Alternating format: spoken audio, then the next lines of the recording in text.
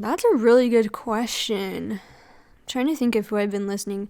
Honestly, like Frank Ocean, I think he could probably do an amazing job. Yeah. I think people like Labyrinth are really going to open the doors for producers and artists coming in as film scoring composers. Oh my god. Like Danny Elfman, Trent, Reznor, all of them, they came from the band world. So they kind of cracked the door open a little bit, but it was still, they weren't widely accepted as real composers, which is stupid. But now you have like amazing producers like Labyrinth who are not trained as composers, but he does compose. Like that's his whole thing.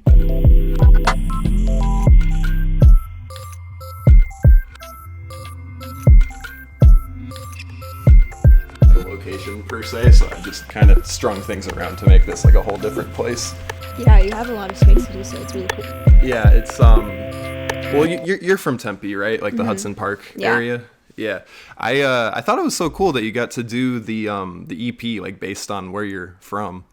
Yeah, that was actually it kind of came out of the blue, you know, with it was like the height of the pandemic and no one was really working, honestly, and the Tempe Arts Council approached me about it, and they were like, we just want you to do something. They didn't even know that I was from that area. Oh, wow. They were just like, oh, Hudson Park. And I was like, oh, I grew up there. It's so funny. So it was really nice. And it was also a nice break from film scoring. And like I got to get out of the studio and just like engage with the neighbors and stuff like that. So it was really nice. Yeah, it's really special because I grew up in Phoenix, but all the schooling I went to was in Tempe, so I feel a bit of a connection here. And for me, that was Kiwanis Park, which is like very untouched. And I've just been thinking that sort of made me think like, oh, if they had me make some sort of interactive installation, like what that would be. So that must have been super exciting. I was listening to it, and I noticed you sort of were sampling people talking about the area. So did you go around and like record people in the neighborhood, or how'd that come about? Yeah, so we have a neighborhood newsletter email thing, and I know the neighbor who is in charge of that, so I asked him if it was all right if he sent out a little note on my behalf, and it was just explaining the project and that I wanted to involve the neighbors, not only with them voting on what genres they wanted, which is why the EP is so varied, but also having them involved by interviewing them. So I interviewed him and his wife, Phil and Linda, and then I also interviewed a neighbor that I had never met before, who was very interested in the spirituality of community and what it means to be part of a really close-knit neighborhood that we have that is not super common. So it was really interesting to be able to hear people's insights, and a lot of them had been living there for decades and kind of seeing how the city and the neighborhood has changed, but how the people within Tempe and the neighborhood, they still have this sense of community, and like I don't want to say like small town vibes, but it's not like we all know each other, but there are people I grew up with who we're still friends with from the same area, so it's very communal. Yeah, I definitely pick up on that in certain areas here, because like in the Maple Ash neighborhoods, for instance, sort of by campus, you know, a lot of those houses are closer to 100 years old versus a lot of these apartment complexes that have been being built recently. So they're, and a lot of these people are very like art centric. You see murals, you know, in the neighborhood walls and things like that. For you, see, this is kind of more like the college-y area of the town. How was that kind of growing up like here versus like the suburbs, which is a little bit more south? It definitely was like a college atmosphere, but I never thought of it like that because that's what I grew up in, and that's just how it always is for me. And it's funny because when I got to ASU, a lot of people were so surprised to find out that I grew like 1 block away from where I was going to class, because a lot of kids are coming from the suburbs or different areas of Phoenix. I think in general, I really liked it. I liked how there's a lot of different types of food. We were very lucky with that.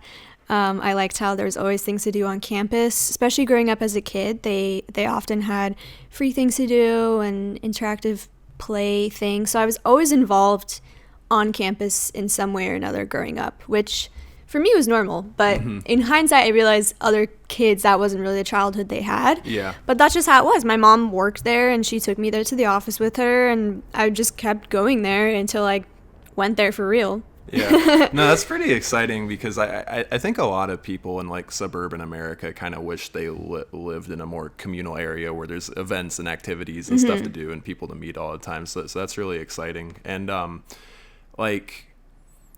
one of the main reasons I was really interested in talking with you is, you know, as I've been following your work, I just find it really exciting that you are a film composer that also does all sorts of music and expression, because I imagine the film scoring world is very much so like just at a majority interested in like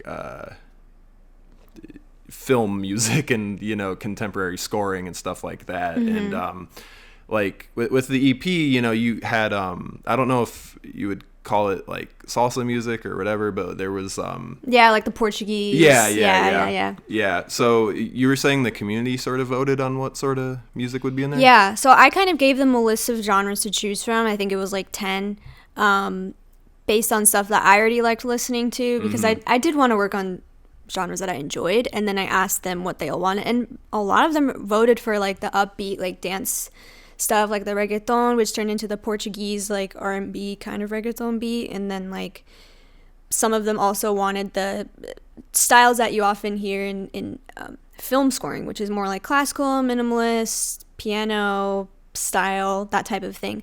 Although I will say that the film scoring world is so broad and vast that there probably are people who are getting to explore things like reggaeton and really fun upbeat dance tracks in scoring. Yeah.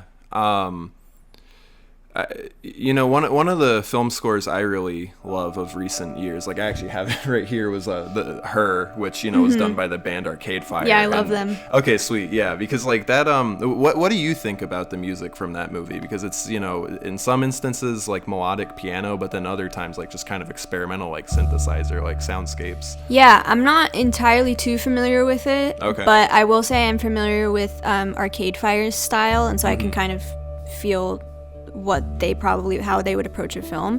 I love when composers can approach scores and experiment with different styles even within the same film. That's usually some of my favorite experiences, because it's a good creative stretch where we get to try new things and we have the safety and trust of the filmmaker to do so.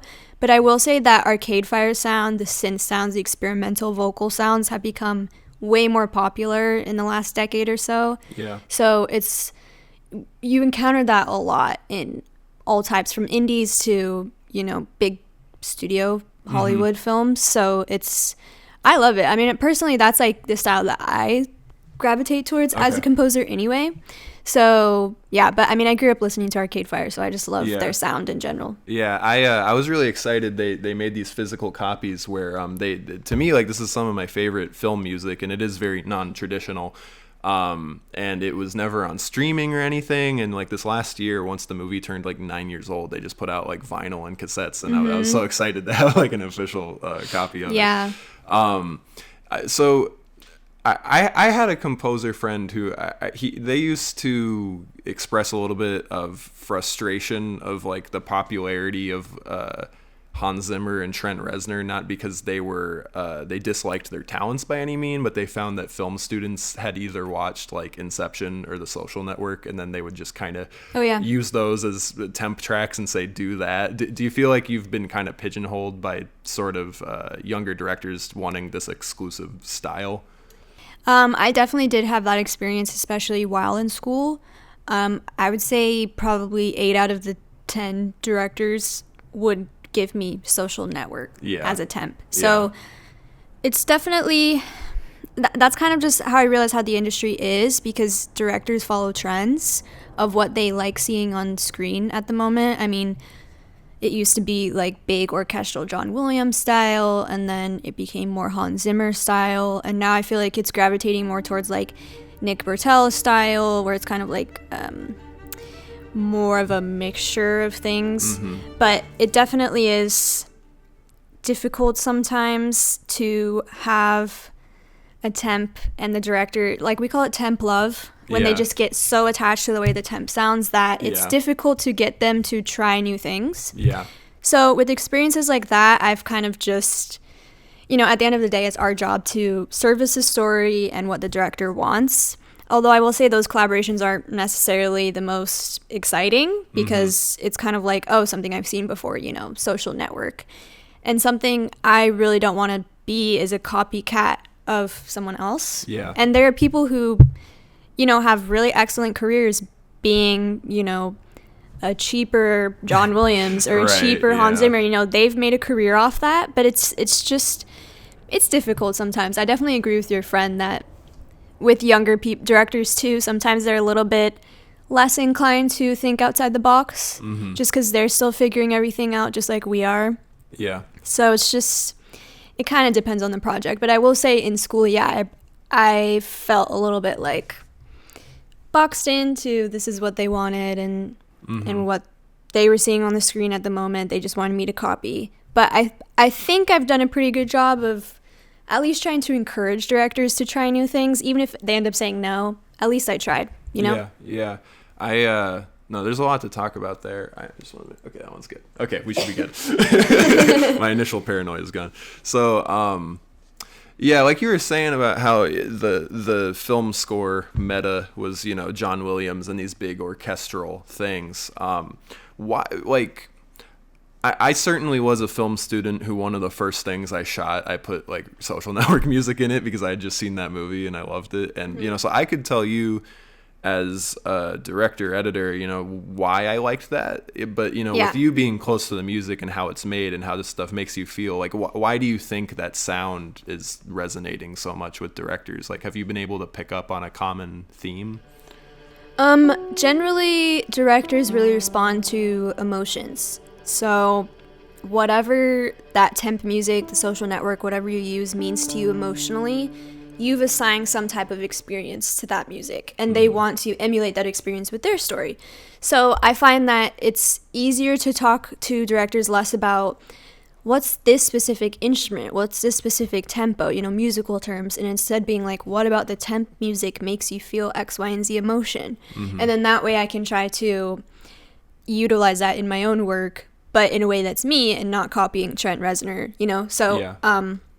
But I think generally with something like the social network, it makes people feel nostalgic. It makes people feel contemplative. And so a lot of these emotions are really necessary for the film experience. And I think it's such a popular score for a reason. I mean, they did an excellent job of communicating the story and servicing the film in a way where they didn't need a huge, orchestra to do so. And I think that really opened a lot of people's eyes to just how versatile film music can be and how we can communicate emotions through one single piano versus a whole orchestra. Yeah.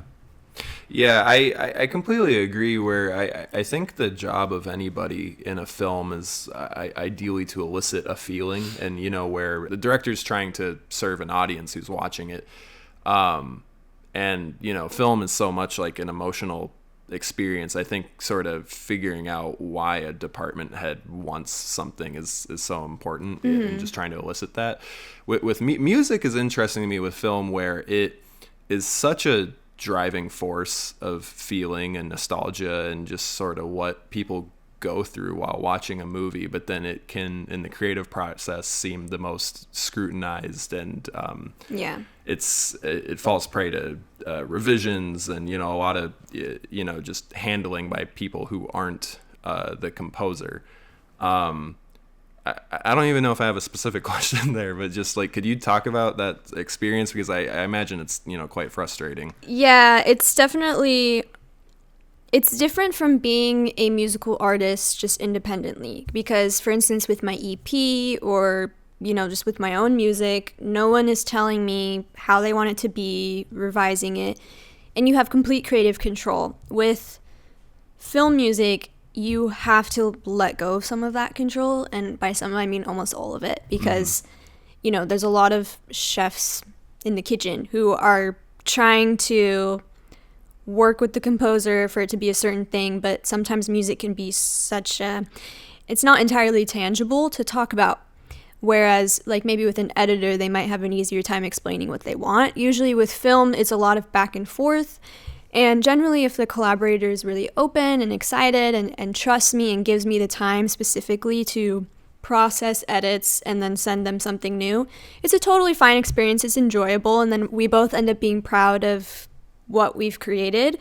I think when it gets frustrating is when the filmmaker is indecisive about what they want, and or they have disagreements between themselves and a producer or, you know, another director. That's when it can become complicated for the composer to delegate, because we have to be, you know, we have to be professional and we have to do our job. But sometimes it's hard when you're having this person's opinion, this person's opinion, this person's opinion, and you're on revision, I don't know, 20 of a 2-minute cue, you know. So after a while, it can become really repetitive and frustrating, and it's easy to kind of lose, how do I phrase this? It's easy to lose the initial joy of collaboration sometimes with it when you're just like really in the thick of it and you can't seem to be creating something that everyone can agree upon is perfect, quote unquote. But then in hindsight, you're like, okay, all that work was worth it because then the score is something I was proud of and I know that I did my best and that they also gave their best. And it really depends on the experience. But some experiences, yes, can be extremely frustrating, and it starts to feel more like, more like a job as opposed to, oh, I'm making music for a living. But that's kind of just the reality of any creative job. It feels like work sometimes. Yeah.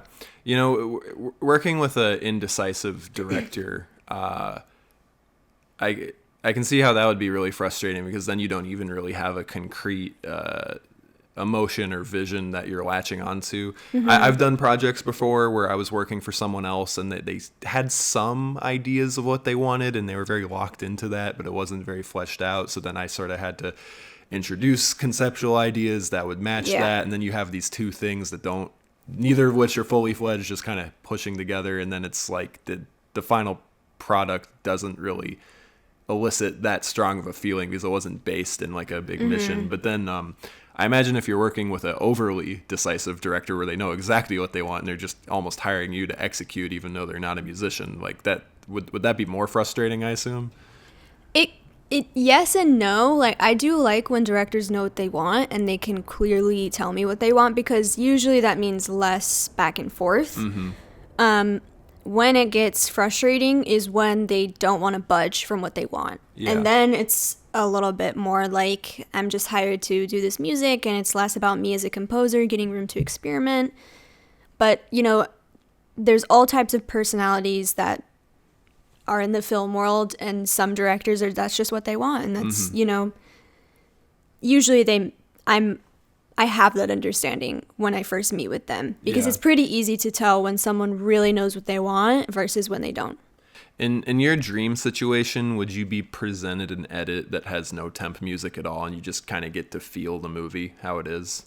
Yeah, definitely. Although I do, even with instances without temp, I always ask them for music that inspires them, or maybe music they were writing with when they were doing the script. So there's always something subconsciously that the filmmaker really enjoys. So that's always a good jumping off point. But then when there's no temp, I can freely interpret cues and hit points and action and whatever needs to happen in my own space. And so that's definitely, it's way more of a creative freedom that I've been given. Yeah. You know, I think as a director, you can sort of have a little bit of an insecurity that your work doesn't work without music, so then you don't want to show it to anybody without anything. You think, you know, that just wall-to-wall sound design and dialogue or silence, you know, if it's a silent film especially, maybe it won't elicit enough feeling. So then if you're showing an edit to someone, you want to put something in there, but then with musicians, you guys, you know, it's like your whole world, so you're probably watching a silent movie and thinking of all these possibilities that would be happening. Totally. Although I will say, like, sometimes directors will temp with the composer's music that they've already chosen. So, sometimes that's a workaround for if they already know what composer they want, but they need temp. Yeah. They can use styles of that composer, and then it's kind of like, okay, well, I've literally written that, so it's fine. Yeah. But at the end of the day, I do understand. I mean, I could never be a director. I could never make my own film, and so I totally am empathetic to the creative process. And sometimes, composers, we have insecurities too. Sometimes we're writing something and we're like, does this suck? Like, do I suck? Am I even a composer? I think that's just the artist condition, is feeling like an imposter. Yeah, pretty much all the time. And so, like part of our job is easing the mind of the filmmaker and just letting them know that we're on your side and we're trying to help and honor the story that you've created and brought to us. So half of our job is kind of like therapy for the director to make sure that like it's okay, like we're here to be part of the team. We're not this isn't the final product. We understand that. We're just trying to get on common ground.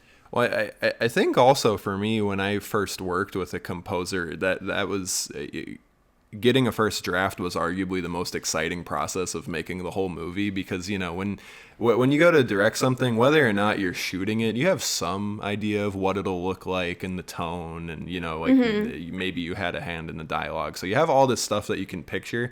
Then music, it's like this completely original thing that you have no way of making. So then being able to have filmed something and then put something in that was made exactly custom for this, it's like such an exciting feeling. Do you have any favorite collaborations or times where like a director was just euphoric over the work that you had done for them? Yeah, it's happened quite a bit. I mean, even if they're not completely happy with it, most people are very kind and they're like, thank you so much. Like, this is a good jumping off point. Now let's go in this direction. So most people are generally really, really nice about the music. Sometimes it's like really rare, but sometimes I'll nail it on the first go and then it's like, yes, I did it. But yeah, I mean, I guess there's nothing that jumps out to me specifically, because luckily I've had very good experiences with my collaborators for the most part. So, I mean, I'm trying to think, like, I did a choir cue for a director out in the UK, and I remember I was listening to it, and we were listening to it together, and we were both just, like, so overwhelmed with emotion of what it felt to have, like, a big choir recording something that we had previously only heard on like really shitty sample libraries. There are like moments throughout the process as well, not just the first take, where we're like, okay, we're working towards something and it's coming together and it's going to be great. When you say you had only heard it on sample libraries, would that be the process of using like a synthesizer to write like a choir singing something and then having an actual choir do it? Yeah, I mean, most composers have really high quality libraries, although with choir I tend to be really picky about it. If you're just having like oohs and ahs in the background, sample libraries are perfect for that. But for that specific cue, they were singing in Latin and it needed to sound like real people singing it. And so it was being done on some Latin choir library I had, but you could obviously tell it wasn't real people. So that would be an experience where we definitely need to hire people to redo it. Are you trained as a singer as well, or just instruments? Just violinist. I mean, I did choir for quite a few years, and I really do love writing for choir and vocals and stuff, but I just I'm not a vocalist, sadly. I wish I was, but I've never been that strong. Okay. How does that work with you collaborating with singers or choirs or stuff like that? Like how creatively, how are you accessing, that part of your creative brain, Well, for the most part, they're being brought in when I have a fully notated score for them. So for them, they're just reading whatever I've given them. I always like to give a lot of information, like dynamics, how they're singing something. If they have any follow-up questions, I'm more than happy to discuss with them. Although, as composers, we want to be able to hand over score and have it live on its own and have them be able to interpret it the way we want it to, which means it's our job to make sure we notate it correctly.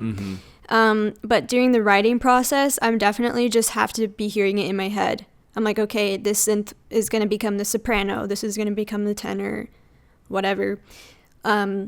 Luckily, when I do work with choir, the directors can kind of understand where the demo is going. I'm like, it's not going to sound like this, but this is soprano, this is alto, this is whatever. Luckily, all of them have been like, okay, we trust you. And then I give it to them and they're like, okay, that's much better. But sometimes it's like, okay, just know it's not going to sound like this. It's just a demo. Yeah. Did you say you pretty much only play violin, or I know you play piano and synthesizer as well, right? Yeah, I mean, I'm classically trained violinist, so that's my main instrument. Viola is really similar to violin, so I can play viola as well. Piano, I'm pretty mediocre at, but that's kind of where we're keying everything in with the sample libraries. But yeah, for other instruments, I just study how they work, and sometimes I'll ask a player, is this playable? Is this doable? Do you have any recommendations? Like, especially when I was younger and I was still figuring certain things out.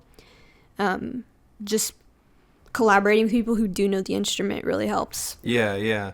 Well, I had seen that video where you were conducting an entire symphony, right? Was that in Los Angeles? Yeah. Yeah, so that was a whole piece you had written and conducted and composed, right? Yes. Yeah, so with that, like, how many different types of instruments are being played, and how does that work in the writing process, making stuff for people outside of violin? In order to write properly for an orchestra, you have to have knowledge of orchestration, which means not only things like, is it literally playable, but what sounds good together. So it was a 45-piece orchestra. I knew I was writing for it. The traditional orchestral setup is you have, violins, violas, cellos, basses, and then you have your winds, which is like flute, oboe, bassoon. Then you have your brass, French horns, trombones, trumpets, and then you have your percussion. I'm probably missing someone, but that's the basic gist. And then some composers will just write like one theme or 2 or 3 lines together and then basically explode it into an orchestral score. I prefer to think of it already as an orchestral score. That's just my personal workflow. And then I had to think about what instrument sounds good with what. So I would put like woodwinds doubling the strings because it's a really nice like warm feeling while the brass are over here doing their own thing. So it's just like things like that you have to think about as a whole instead of, okay, there's 45 individual players sitting in front of me doing something. They're working as a unit. So it's a lot different if you're writing for solo violin versus an orchestra. You have to think about the compositional structure way differently. And that just takes practice and studying. So right now with you doing a lot of short films and things like that, where I imagine you're kind of a one-person army, doing everything yourself, I imagine that would be sort of a dream scenario for you, right? Where you'd be able to conduct big symphonies like that for everything. Yeah, that's definitely the dream. I mean, that was a really amazing experience and was like, okay, this is what I'm working towards. But orchestras are expensive. Yeah. Like, there's some pretty good options nowadays, especially in Eastern Europe. There's a lot of remote orchestras that usually do it for a little bit cheaper because they're not union, which is why a lot of composers use them. Yeah. But the reality is, in the indie film world, sometimes they barely have a budget to bring me on. And so, that's why we invest in high quality sample libraries to try to emulate as best we can. But of course, every composer's ideal situation is that it's performed live by whoever you end up writing for. But obviously hearing it in a huge orchestral setting is a really special feeling. Yeah. So how did that opportunity come about? So that was part of a workshop called the Los Angeles Film Conducting Intensive. So they accept 14 fellows per year, and so you apply by sending them an orchestral score so they can see what your abilities are already. And if they choose you, you do some orchestration lessons. So I got to work with Bill Ross, who is an insanely talented orchestrator and composer in Hollywood. I mean, he worked with John Williams. He did the second Harry Potter orchestration. He's also composed his own stuff. He's worked with Celine Dion. Like, he does all the things. So that was his job, was sitting down with me and talking about just what I said, like, how do the orchestra players work together? How do they layer? how many layers can you have going before the ear starts to get overwhelmed, just things like that. And then you work with him to flesh out this piece, and then once it's done, you work with other faculty members. Like we worked with Booker White, who is he does music prep for like every Hollywood movie. He worked on the newest Spider-Man. I mean, that man does everything. Yeah. And he was telling us how to properly notate the parts and make sure it's readable, because all of these players are sight reading. They've never seen the music before until, the clock starts and they start recording. So Oh, wow. it's, they're insanely talented players, but we have to make sure we do our part to make sure they can read it easily and it's playable and it makes sense visually to them. What would be an example of something that isn't readable? Sometimes there's like really complicated ways of writing rhythm where it's not easily sight readable. And that just means the composer needed to break it into smaller parts. Yeah. So it's just little things like that they can easily read through without needing to go back and practice. Because you don't want them needing to.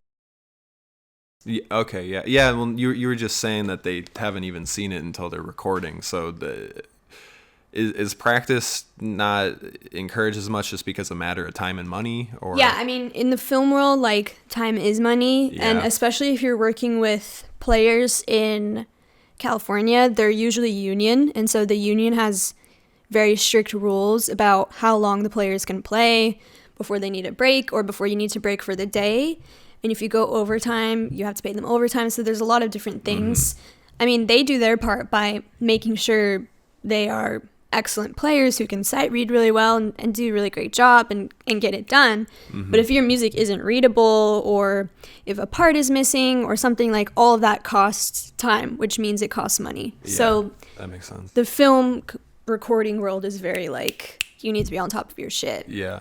That's pretty magical that you wrote something so just complex and sophisticated, and then you have these musicians just making it sound beautiful without ever having seen it before. Right? Yeah. I was so lucky to. It was the Hollywood Studio Symphony, so these players have performed, with John Williams and all these huge composers. It's what they do for a living. So it's definitely, I think, every film composer's dream is to hear these high caliber players. Yeah. Expressing what you've heard in your head for however many months before. So outside of that, you were just talking about doing a choir cue for some people in the UK. So how have you sort of gone from being a local college student, learning and getting practice with student films, and then now elevating into working with a lot of other musicians and people in different countries and whatnot? How have you sort of built that just repertoire of people you work with? A lot of it is word of mouth, and a lot of it is social media, believe it or not. I think that especially young filmmakers, I mean, we're all on social media, and it's a lot easier to find collaborators than it was maybe 10 or 20 years ago. Yeah. So that's where I've gotten a lot of my gigs, where I'm working with people all over the world, which is, I'm very lucky. And I think besides that, I work really hard on marketing myself, making sure I'm have a solid website, making sure if people Google my name, like the proper stuff comes up, and that takes time to build up. Yeah. But like learning how to market myself as a business and also write music, but realizing that I am a business was a good mindset shift for me. So when I'm not writing music, I'm reaching out, cold emailing, researching like up and coming directors, who's winning the big awards, who's winning the grants, who's the next generation. And I like to either reach out to them or just follow what they're doing. Like, I think it's cold emailing and stuff is good, but people also want to know that you're a nice person, that you like them as a person, and not just like you want something from them. Right. And that's something that I work really hard to do. I don't want people to feel like I'm trying to take advantage of them. Yeah. But sometimes by building lasting connections, you have to be the one that takes that first step into a cold email or whatever. And sometimes they never respond, or sometimes they say no. And that's just the name of the game. You just have to keep going. Yeah, that makes a lot of sense. I remember there was a film student buddy I had who also did music, and they were explaining how they had gotten some of their beats listened to by people in like Tyler the Creator's the camp or something like that. And, awesome. and my mind was blown. How does that happen? And he said, he's like, well, if I go to his Instagram and he posts a photo of his engineer and that guy's not famous. And right. Yeah. It's pretty easy to go through Yeah. and find like the rabbit hole of people. Yeah. He was the first friend of mine who had kind of pointed out how, everybody's just kind of people, and people tend to be on their phone and whatnot. And, Yeah. it can be kind of easy to figure out who to email or whatnot. You might not be able to message Frank Ocean, but somebody who's worked with them perhaps, and like what you were saying, it's definitely helpful if you're actually a fan of that person and their work, and you're not just trying to be a leech. Right. Because I really like reaching out to artists who I enjoy their work. That's why I reached out to you. And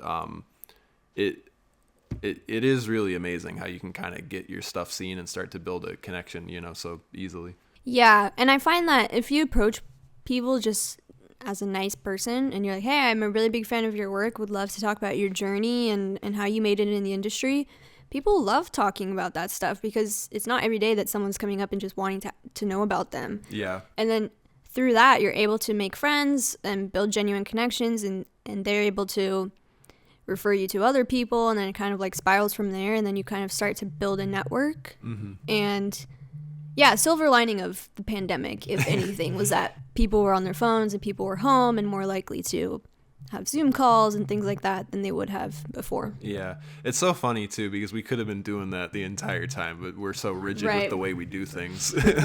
Yeah, I think it did take a global pandemic for the industry to realize that we can do so much remotely. Yeah, it's kind of ridiculous how much technology we have to our disposal, and how Isn't it? I was having doctor's appointments, just over Zoom. Yeah, same. And normally it would have taken, gotta go there and wait 45 minutes. Mm-hmm.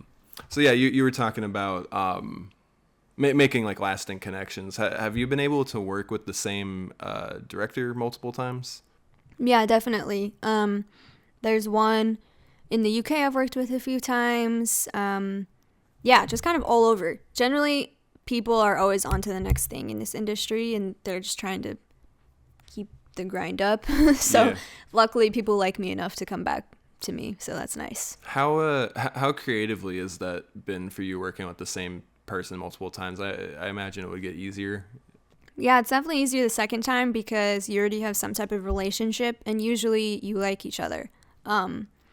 So you can be friends, and then usually, I don't know how to explain it. There's some type of understanding where they give me more time and space to create something because the first thing we did was a success together. Does that make sense? Mm-hmm. So it definitely does become a lot easier. And obviously, they've come to you for a second time, so they enjoy working with you and enjoy the stuff that you're making. So it is kind of a nice confidence boost to be like, okay, well, they chose me a second time for a reason. This wasn't an accident this time, Yeah.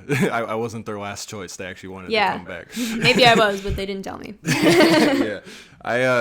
What sort of projects are you working on right now? I am in production on a feature right now, which is a really interesting one that I'm excited to share more. I can't share too much right now, but basically it's this director is really interested in exploring totally different sonic worlds within the same feature, which is exciting for me because I can try new things and work with new musicians, and it'll be really cool.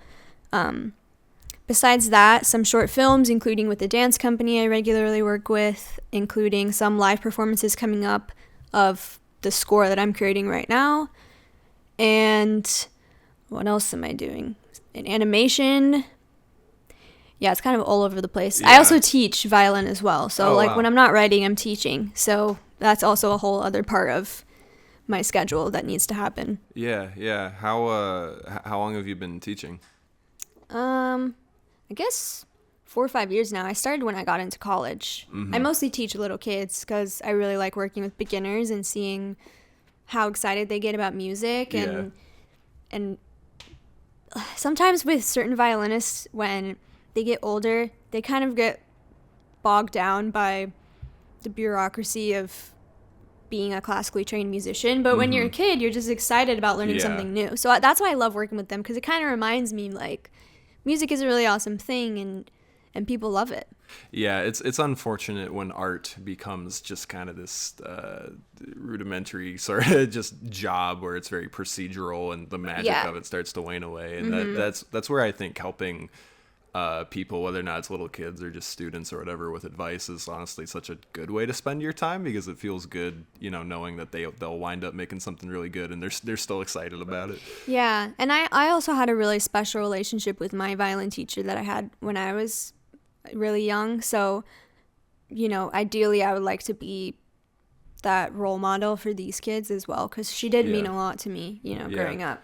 I took violin as a 4th grader, and then the teacher I had in elementary school just happened to transfer to the middle school I was going to, so I actually was able to have the same violin teacher from 4th through 8th grade. Nice. And then I never really went back to it, so the amount of time since I played violin is now longer than how long I played it, so I don't remember all that much, but there was a time where I was like reading treble clef and whatnot. Yeah, totally. And it was I'm sure you would remember if you picked it back up. Yeah, I would remember roughly, how to hold it and, some of the notes and whatnot. And I'm sure if I had sheet music, I could do my best. I never got too good, though. I remember there was this one kid who was a transfer, and he just was popping off with like crazy classically trained stuff, and we're all 11, like, oh my god. Yeah, he probably started when he was really little. Yeah. How young were you when you started playing music? I was 7. Okay. So I guess 2nd grade. Okay. Yeah, 2nd or 3rd. Something like that. One of those. Yeah. I was 9 or so. What got you into music? Was it your parents, or did you sort of find it on your own? No, it was all me, surprisingly. I remember it was in the 2nd grade, now that I think about it, because my 2nd grade teacher told us we have to write a New Year's resolution. And 7-year-old me was like, what's a New Year's resolution? She was like, oh, something you want to try, like maybe learn a new instrument. And I was like, yeah, learning a new instrument is cool. And the first thing I thought of was violin. I don't really know why. Yeah. And then I was just in the car with my dad on the way home, and I was like, oh, my New Year's resolution is to learn violin. He was like, what? Yeah, like, where'd this 7-year-old get this idea Yeah, he from? was like, okay, sure. Yeah. And he got me one, and we started lessons pretty soon after that. So, shout out to my parents for just letting me follow it, I wanted. Yeah, no, that's super awesome. So did your love of music kind of start to get guided by classical things or film things initially, or were you still really into like bands or pop music or things like that growing up? So I started actually playing Irish folk music, so I didn't even start as a classically trained instrumentalist. I started maybe 2 or 3 years into my journey, I switched to classical. So for a while it was very much like folk music, and obviously what I was listening to at home, like listening to what my parents were listening to, like classic rock and all that stuff I loved. Then as you go up into the classical world, it does kind of become, it's a whole culture that people who are not classically trained really just won't understand. It's very technical, it's very traditional, which I can appreciate the traditional side of it just because it's kind of honoring something that's been happening for centuries. But on the other hand, they do kind of narrow your gaze into what music and composing is. So for a long time, that was just what I was playing and being exposed to. Although on the outside, I just love listening to all types of music, so that never really stopped.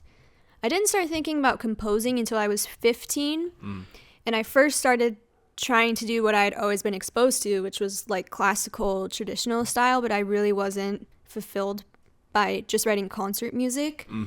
And so after a bunch of experimenting and realizing, I loved film scores growing up, I love watching movies, that's just like how I like to spend my time, I was like, yeah, sure, I'll look into this world. And then it became kind of like fell down this black hole of research and listening and learning, and that's kind of where it all started. But I've never stopped listening to all types of music. I think it makes me a better artist to just be aware of everything. Yeah, no, that's a very good attitude. When I was a middle schooler, I mostly was listening to alternative rock and indie rock, things like that. MGMT, Phoenix, Red Hot Chili Peppers. And I was very jaded towards pop music and hip hop at the time because like pop music, I just didn't see the artistry in it. And then like rap was starting to become pop, so my only exposure was like Soulja Boy and things like that, you know. And then Classic. and then I heard like 808s and Heartbreak by Kanye, you know, and I was like, this is incredible. Right. And you know, these days I feel like I mostly listen to either hip hop or experimental and stuff like that. And now lately I've been going the other way where I'm like, I need to listen to bands more again. There's a lot of good bands I'm not hearing. Yeah, I mean, it's impossible to listen to everything, but it's cool that you're able to listen to something previously you weren't into. I mean, I think we all were like that, where we were like, I mean, I was definitely one of those girls, like, I'm not like other girls. I don't like pop music. I don't like One Direction. Secretly, I was listening to One Direction every night. Yeah. Like, once I kind of got past that, and it's like, who gives a flying fuck what you're listening to? Like, then it was like, I can enjoy this Nicki Minaj track, and I can also listen to something like Arcade Fire and also enjoy it. And it just, whatever my mood is, you know? Yeah. I remember Arcade Fire beat Nicki Minaj for like best artist or best new artist or artist of the year or something like that, and I was the kid coming to school like really excited, and everybody else was like, who the fuck is this Canadian 15-person band? Oh my god. They're so good though. No, they are. Yeah, it do you find that see, like with what you just said about you're not like the other girls, I don't listen to One Direction and whatnot. I when I was jaded towards pop music at the time, I think it was because most of my love for music was coming from like instrumentation. I was very obsessed with how like Jack White would play guitar or Dave Grohl on drums and stuff like that. And with pop music, stuff like that was a little bit harder for me to see, you know? And I think that's why like there's kind of this fascination with like, you'll see video compilations of Kesha singing without auto-tune or T-Pain, as if that's how you legitimize the artist, even though those things are actually just tools and it's just like a soundscape. And yeah, exactly. I feel like now I'm able to see more so that, you know, all of these things, from effects to, you know, using like a MIDI versus like a drum kit, you know, are just ways of creating sounds that ideally, you know, elicit feeling and whatnot. Do you find that the film world of music can be a bit jaded towards things like hip hop or pop or contemporary music?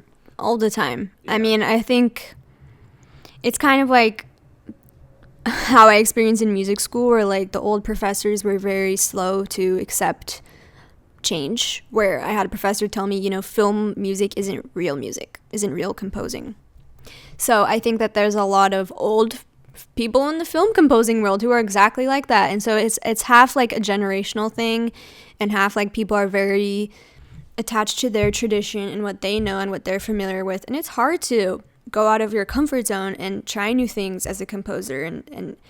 But that's just how it is. Like the entertainment industry, the film industry is constantly changing. Like if you want to keep up with it, you have to be figuring out, what are people enjoying? What are directors hiring composers to do? You know, all this, the nuance of classical film score versus electronic, whatever that means. Like everything is so morphed together now that it's kind of hard to pick any genre apart, which I think is exciting. Like, I mean, for instance, like Ludwig Göransson doing Black Panther and combining traditional African sonic world with beats and, you know, things like that. I'm sure there were many older film composers who were like, our world is going to hell. But like, he won the Oscar for it. So it's I think, very legitimized. And, you know, the people who have a problem with that should, I don't know, look inward about why they might have some trepidation towards it. Because usually it's, people don't like going out of their comfort zone. That's just how it is. And I think there also is an insecurity of feeling like what you do is out of style, or you're going to be replaced or whatever it is. Yeah, I spoke with an older composer who, he was very jaded. And he said something like, I can't get a job because the young composers are all taking my job. This is an ageist industry. And that really made me sad, because it's like there are, you know, people who are still working, like John Williams, he just turned 90, you know, but they just choose to take this idea that the young composers are taking our job. And it's like, why are they winning the job? Because they're willing to go out of their comfort zone, you know? Yeah, and, you know, with art, like we were talking about, like little kids, you know, loving orchestra before, art is such an exciting thing where I think so much of the experience of consuming it is feeling and hearing and seeing things that you never have before. That's when I get the most excited. Like my favorite movie for the longest time was Interstellar. And I got to see that in this massive IMAX, like 70 millimeter display. Yeah, I did too. It was awesome. Okay, you might have been there. When that Hans Zimmer music came in, like to me, that's probably my favorite score Hans has done. And the way he used like church cathedral organs, and it sounded like it was like blasting, like air, like blasting out. I never heard, film music done like that before, and it was so impactful. And so with these younger composers using kind of like a hybrid of electronic and contemporary things, I would hope that there's some older composers that would get excited trying to figure out like what's attractive about that, and try to enjoy it themselves and not just hear it and be like, this is bad. Yeah, it's definitely human nature that it's hard for us to accept new things, but like you said, it's exciting and you should take it as an opportunity. I always do. I'm like, why is this popular? Let me listen. Yeah. And I love to hear what are people listening to, even if I personally don't like the genre or whatever. It's still a good opportunity as an artist. Yeah, and I think for you, that's definitely going to be like one of your biggest strengths, that you like so many different things. I hope so. I think I never say no. Like if a director is like, what if we tried this? I'm like, sure, let's go for it. I think maybe some composers might be a little bit more nervous to try something they're not super familiar with, but it's like, this is an awesome opportunity for me to learn about a new sonic world I never tried before. Let's do it. And if it's a fail, it's a fail, So that's what I really want to be known as, is just someone who isn't afraid to say no and try new things, because that's my favorite film composers. That's what they're doing. They're trying something new every time, and it's very inspirational. Yeah, and I'm glad you brought up Ludwig Göransson. I wanted to bring him up because I had been just a Childish Gambino fan, Yeah. And and then I found out that Ludwig had such a relationship with Ryan Coogler doing Fruitvale Station and Creed. I wasn't really aware of his film composing until Black Panther, and then I realized he had been doing it for a while.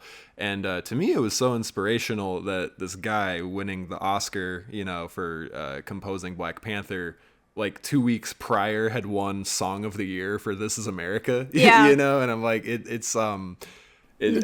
Yeah, I just, it's to me, I'm like, oh, like what if Danny Elfman like produced like a Jay-Z song, That'd be pretty sick. I mean, Danny Elfman is one of my favorites. He's one of those people that is not afraid to try new things. But I mean, he played in a band for so long. Like he played in Oingo Boingo, and when he was approached by Tim Burton to start scoring, he had never had any practice composing. He couldn't really read music. He literally was like, yeah, sure, and went home and bought a book and started teaching himself, all of that stuff.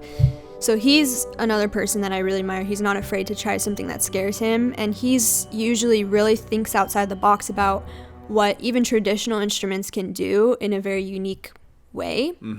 So I think that's a reason why he's been successful for so many years also, is because he's just an exciting composer. Like every time he brings something new to the table, which I really like. Do you have a favorite score of theirs?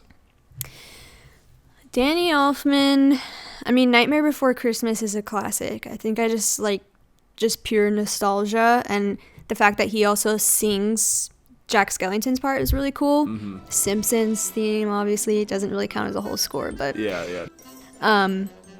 Yeah, I'd probably say those two, just because like most of my favorite film scores are just stuff that I loved growing up, like as a kid, because you start attaching it with these childhood memories. Yeah. But I think that he's still bringing something fresh, like every time he creates something new. So, and Ludwig Göransson too. Like I really enjoyed what he did for The Mandalorian. How he, like that one scene where he like brought in dubstep. I was like, this is what composers need to be doing. Like he was not afraid to touch that side of things, which is awesome. Yeah, I remember being a little bit jaded towards dubstep in high school. I was like, it was kind of like the One Direction thing where I was like, I think I want to like this, but I'm not letting myself. And I remember my older brother, who had introduced me to a lot of the music I listened to, he had kind of said to me, you know, Zane, I kind of realized when this Skrillex guy is like doing all these crazy sounds, he's like, that's kind of just like using an electric guitar pedal. You know, it's just making a sound, you know? Yeah. Honestly, once I started thinking of songwriters and performers also like composers, it changed the way I think about all types of music. It's like, how is Kendrick Lamar composing this? Why did he win the Pulitzer? Let's look about how he put together his track. Every little thing is like, it's an aspect of composing. Even if they're not doing a traditional orchestral style, putting together dubstep or electronic beats or whatever, everything is done for a reason. And then you think compositionally, why did they do that? Why did they choose to put it together in that way? So that's what I love. And Ludwig also, it's interesting to see his producing work versus his film scoring work. But you can kind of see like how he puts things together. It's just his style, no matter what world he's working in, which is cool. Yeah, and you know, thankfully to YouTube with things like Variety and Vanity Fair and all these people that are starting to kind of make more of this behind the scenes content, because they're starting to realize people actually like to learn about how art is made. I know with Ludwig, he did one video where he talked about composing Mandalorian, which I think was so nice. And then he did another one for making Redbone for Childish Gambino. And that song, you know, I think he did like all the instruments, you know, and there's so much going on there. And it's, you know, even though that was a R&B song that it played on the radio, you could see how he was approaching it as a composer, essentially. Yeah. It's kind of like thinking about how all the layers in the orchestra are happening. It's the same thing. How would a pop song think of all the layers that are happening? They all have to work together to create one cohesive unit. So it's kind of like the same thing. You just approach it.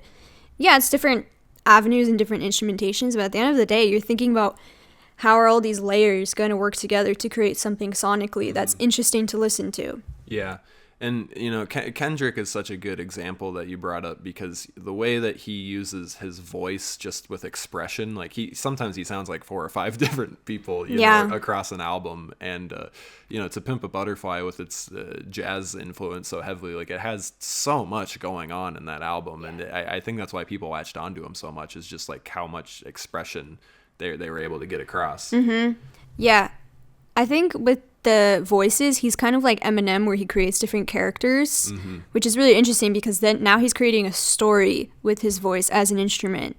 So he's changing the timbre and the way he uses his voice and through that he's communicating, oh, this is another character that's saying this thing. And so now you can start to think of his music as a conversation between himself and all his different characters, which is really cool. Yeah.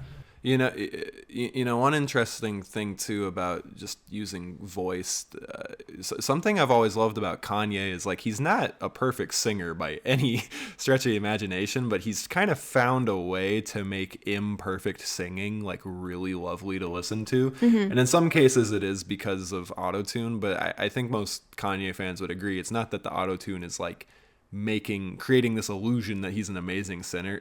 It's more so like the texture that's put onto it. And he has this song Hurricane, which was on Donda, but previously he had teased that a few years ago for his scrapped album Yandi. And in the teaser version, it starts off with these really, really rough vocals, and he wound up, you know, scrapping that for a feature with The Weeknd, which, you know, he has one of the most polished voices in pop ever right now.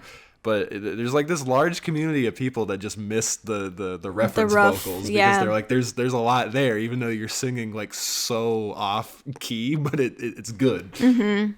Yeah, I was listening to some like a cappella Michael Jackson demos, and I can see how someone would be attached to his initial like rough outline versus the full produced style. It's definitely different, but like any type of demo, you're first hearing this artist create something new, and it's exciting because you're like, this is like the raw emotion and the raw thoughts that are coming through their head, and they're just trying to get it down into some type of demo. So I can definitely see why Kanye fans would be excited about that. And I think it's interesting how he presents an imperfect style, because I guess for so long singers and artists are expected to be super polished. So he brings a certain type of character to his work that I think really revolutionized the industry. Yeah. It's kind of interesting how I think art is moving that way in a lot of spaces. Like even with commercial advertisement, they don't want us to, they kind of know now that people don't like polished corporate feeling commercials, so now they're just hiring Yeah. TikTokers to trick you, and you Yeah. don't even know you're watching an ad. It's just some guy kind of on his phone being like, this product's cool. Yeah, and you're like, wait a second, this is an ad? You're like, Yeah. this is a $2 million ad or whatever it is. Yeah, I think you could compare that to film scoring too, because there's like some things where you're like, this person was clearly just hired to be a copycat, and you can tell, and then it Yeah. kind of like turns you off from it. At least in my experience, maybe composers approach film scoring differently when we're just listening. Yeah. I mean, we definitely do, but Well, yeah, well, something I wanted to ask you about.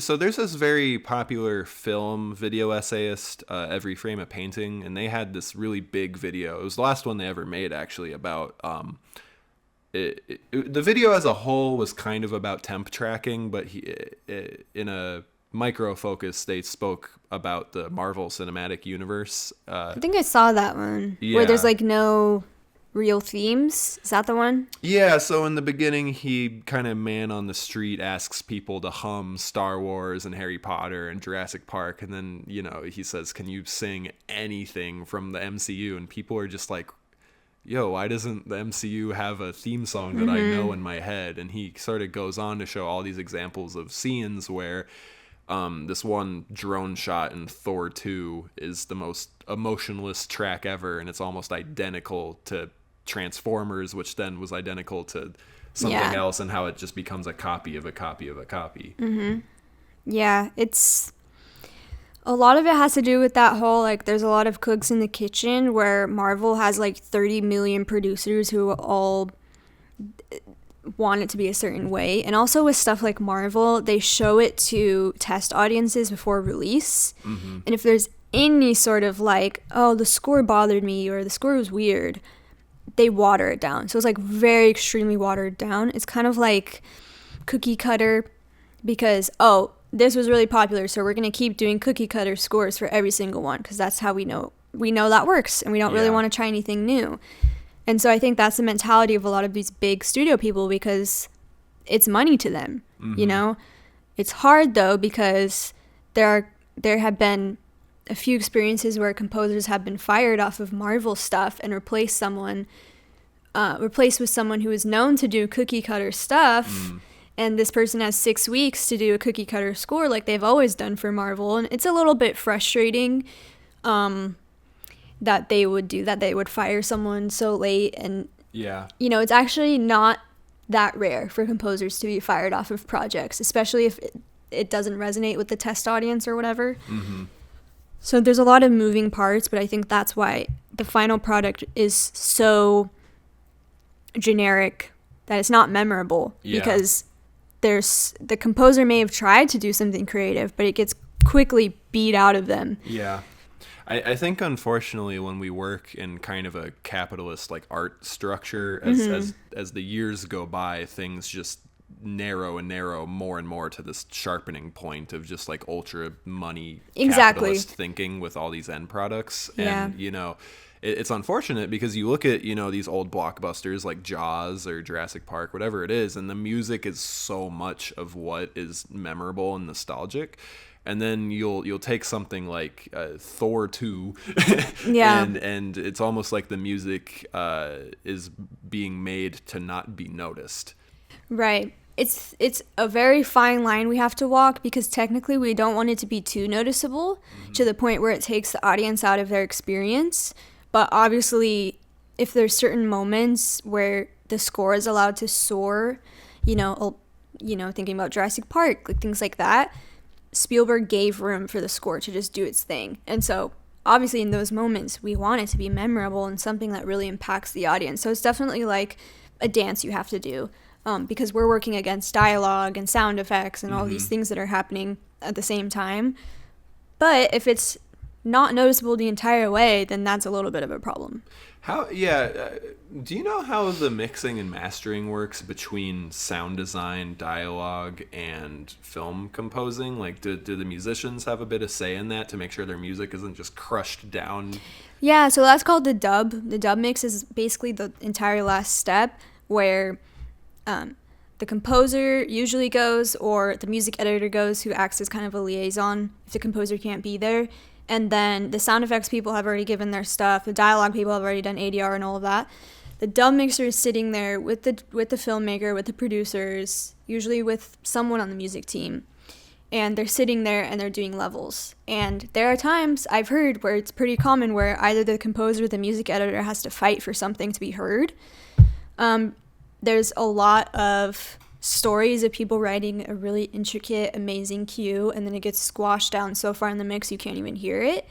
And that can be really frustrating for the composer. So having a dub mix where the composer is there and sitting there and like fighting for the score to be heard, I think that's when they're the most successful, cohesive mix. Yeah. And that usually, I mean, some composers don't have time. They're on to the next thing. And then, you know, sometimes their music gets sacrificed in the mix.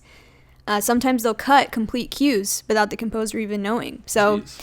It can be pretty brutal in the dub mix. So having the composer there or the music editor there who's your advocate is really important to make sure that you're treated as seriously as the dialogue or the sound effects are. If they're having entire cues cut, would that be an instance where the dub team has like the individual like instrument stems of the score and they're like taking out like chunks of it? Yeah. So when I deliver a score in any composer, we deliver stems. So it's usually grouped by instrument, like long strings, short strings, long brass, short brass. Like it can be as big or as detailed as you want. Obviously, the more detailed, it gives the dub mix as much power. Like, so even if they're like, oh, I just want those short violins taken out, then they can just mute that stem and the rest of it is still there. So there are things that we can do to give them as much freedom and flexibility as they can so that they can try to keep the score intact as much as possible. Yeah. But sometimes they'll cut stuff where musically it doesn't make sense. And it can be really frustrating for the composer, like, oh, this was supposed to resolve itself to our ear so we know it's done, and they cut out the resolving ending and it doesn't feel like the cue ever ended. So there's things like that will happen because there's not a musician in the room to be like, that was supposed to resolve the cue, so it sounds like final and whatever. So I'm sure there's a lot of horror stories that I don't know about from the dub mix, but there's also moments where you successfully fight for your score there and then it's heard properly in the audience. Yeah, that's very frustrating to hear. Yeah, it's very much like the whole composing process is sometimes just fighting for something to happen. Like if you really believe in something, I've learned that I have to pick and choose my battles. Like usually I just have to be like, okay, whatever you say, you're the boss. Yeah. But if there's something I feel really passionate about, or I feel like the music itself is being messed up, then I will actually say something. But you have to like pick and choose those moments so that those moments hit harder, instead of if you're fighting the filmmaker on every choice, then it becomes a fight and you don't want that.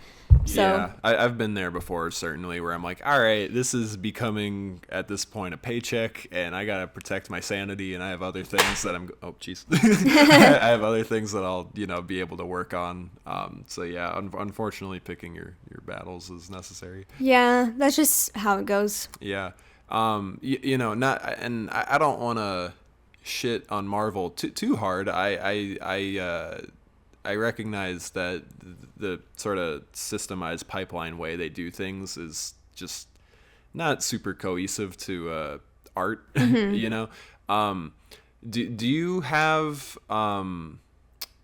any music from them that you did particularly like, or has it just mostly been like uninteresting to you? I like the Marvel series. Like, for instance, Natalie Holt did a really amazing job on the Loki series. Yeah. I feel like, for some reason, with TV, they seem to be a little bit more flexible with the composer trying to create a new sonic world. Mm-hmm. Like, WandaVision was really interesting by Christoph Beck. I like the Daredevil soundtrack. I feel like I'm really drawn towards their series soundtracks. I did like Alan Silvestri's like Avengers theme. I think that the Spider-Man theme and all that stuff is a classic, so there are like really awesome moments that Marvel has. I just wish that they would have that in all of their films. Mm-hmm. And I think they're starting to realize that. Like the ones that like really flopped also had scores that kind of flopped. So it's like there is some sort of parallel happening there where it's just really falling short, and they need the composer. Now the composers are able to step up a little bit more and try new things. And I hope that like with the success that like Natalie's seeing right now with the Loki soundtrack, that Marvel producers will be more inclined to letting people who work on the big films try something new. Yeah. I think Loki was one of the best things they've done, honestly. Like it from a story standpoint and just world building, I really enjoyed it. And the music, it was very, very memorable. And sort of what you just said about if the movie flops, maybe the music wasn't great either. It's like with Spider-Man, for instance. That's sort of what I thought you might say, because with Spider-Man, it's like you can't fuck up Spider-Man music. Like you could, but it's not in their interest to. They want to make sure it's perfect. And it seems like with some of their projects, it probably isn't made with as much care as the rest of them. Yeah, usually the projects where the composer gets fired and then someone comes in at the last minute, like that is extreme crunch time. It's really stressful. Already the vibes and the energy around it is not very welcoming. Usually the producers are pissed off because they had to fire the previous composer, so everyone's coming at it with like negative energy, and I think that can really affect the composing experience. And sometimes we just can't control that. Like maybe they had a really bad pre-production experience, and now by the time they get to us in post-production, they're all pissed off and they don't really want to try anymore. They just want to get this shit done and out. I mean, that happens a lot, sadly. And that usually comes from pressure of the studios being like, you have to release it at this time, whether you like the product or not. And that can cause people to be really upset, especially with the long hours and stuff that sometimes composers are expected to do. It can cause, animosity, and it can cause the score to not be as good as it could have been if they were given more time. Yeah, I think setting deadlines for art before the art itself is done can be pretty tricky. And with a major studio like them, where they're setting release dates before a script is even made. Yeah, exactly. That's going to ripple down to the people who are doing the work finally. I had a person who was a production assistant for one of the visual effects teams, and they were saying like, we're still doing the visual effects like the week before the premiere. Oh, yeah. I mean, I heard from Booker White, actually, who worked on Spider-Man. He was like, oh yeah, the team was working on it until the day before the premiere. Like, it wasn't finished until 24 hours before. Like, it's really stressful. So like, whenever you see a trailer, just know that there's a very frantic post-production team that's still working on it. There have been times now where I've seen trailers for like major franchise movies, and then in the finished film, like the CGI is so different. It's like a different time of day and a different season. Like it was Thor or something where they're like outdoors in a green meadow, and then in the movie they're like inside a castle. Like, whoa. But you could tell it was the same shot. It's really, a lot of the time they do reshoots, especially because producers won't be happy or the test audience isn't happy. They have to completely redo something in the very last minute. There's things like that will happen, and it comes from pressure to put these trailers out. But it's like, why wouldn't you wait until it's properly ready? But I mean, that's just how it is. What do you think about soundtracks and like songs being dropped in the movies or trailers? Because obviously people have so much nostalgia around certain classics, like Tarantino movies, for instances. How do you feel about that? Yeah, I mean that's as part of the film experience as a score is. We call it needle drop music. There's entire parts of the music department whose only job is to find these tracks, license them properly, edit them into the movie. So it's just part of the soundtrack experience as much as the score is. Do you have any interest in being a part of that world as well? I did. At the beginning, I was really considering being a music supervisor, and I actually went out to London to intern with Amelia Hartley, who she does Peaky Blinders, Black Mirror. She's on a lot of really high-profile UK stuff. And she's amazing. She's a badass. But while I was there, I realized most of it is like budget negotiations with artists' managers. It's not entirely as creative as I thought it was. And when I expressed this to her, she said, most of the time we're just there to like be the bad guy while we're negotiating the budget. very rarely are they given creative input, although sometimes they are. It really depends on the showrunner or the filmmaker. But in her experience, she's mostly just like chasing down people and trying to get them to say yes and all these different types of things. Like she was like, yeah, the Arctic Monkeys became really annoying to work with because they saw how popular the show got and wanted more money. And it's like all this negotiating, and I was like, okay, I really respect supervisors for being able to do that, and they're also in charge of discovering new talent and who's up and coming, and you know, I'm sure, I mean, they are as creative as the next person, but I didn't really want to spend my days like negotiating budgets. But then, you know, lo and behold, I still have to negotiate budgets like as a composer. So dealing with licensing, though, that's like a whole other headache. Yeah, licensing is a whole other thing, and you have to deal with the bureaucracy of copyright and licensing and all that stuff. Well, see, a trend I feel like I've started to notice is like for, the new Batman movie that's coming out this next week. I'm looking forward to, because I think Matt Reeves is a good director. And but with that trailer, I feel like what a big hook point for it was they did this kind of modern rendition of a Nirvana song, you know? And I feel like the last like 5 or almost 10 years now, so many trailers, like the way they try to get you is they'll take like a Jimi Hendrix song, or honestly a lot of Nirvana, and they'll do like some like modern kind of stripped down like orchestral version, to the point that now you're kind of expecting this song to be the theme song of the movie. And with Suicide Squad, that was like a big problem for them, where their trailer was actually really good, and that Queen song was like so memorable to people that the movie wasn't even able to live up to the trailer that they had crafted. I think it's just kind of like the cookie cutter trailer experience right now, but there are really talented trailer music composers who, you know, they're the ones who are creating all those modern renditions of stuff. And you know, trailer music people make good money, like if you get a good placement, so I'm sure they probably are tired of having to do modern renditions of literally every rock song on earth, but that's how they make their money, and that's what the studio's like. So those composers are also watching what the industry is doing with these trailers, and you know, that's just how it is right now. It's funny because when something like that works on me, like with this new Batman trailer, I have this like a little bit of resistance to like it, because I'm like, I know what they're doing. It's all a marketing tactic. Like they know that that's what people like because it's familiar to them. It's more familiar than an original score would be, because obviously they haven't heard the score yet. So it's just a way to get people to buy tickets. It's all marketing tactic. Yeah, no, I mean everything is marketing. Yeah, it's all about marketing nowadays. But see, like with Jaws, you know, if there was a trailer for Jaws, you know, featuring that theme, it would get people so immediately. And that's where like it would be really exciting to see film score or any inkling of, you know, just like originality as a part of the marketing campaign being the draw. But trailers are cut now to sort of show you moments that, in my opinion, kind of ruin the suspense of watching it in the theater, where it's like now you've seen some of the biggest moments before you've even gone in. I hate when trailers give away, because then I'm not even inclined to go see it. That really bothers me. But honestly, I think the people who are cutting the trailers are probably cutting it while the composer is still finishing the score anyway.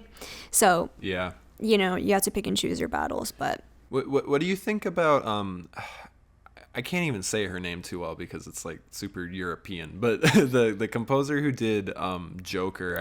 Hildur. Hildur. Yeah, her first name's Hildur. I think the way it's Icelandic, so I think her last name was like Guðnadóttir. I'm sorry to Icelandic people. This is why I didn't try. Yeah, it's like Hildur Guðnadóttir or something.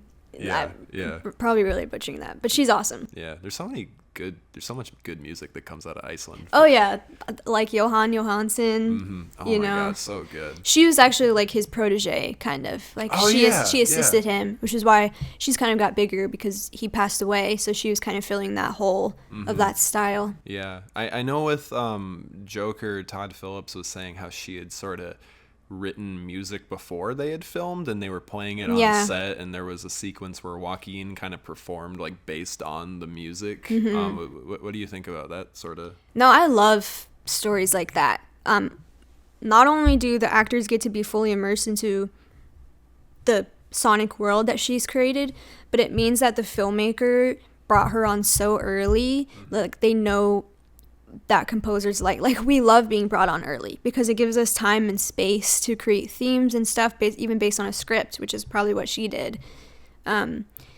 So I wish that I've had a few experiences like that where people have asked me to create themes to play on set.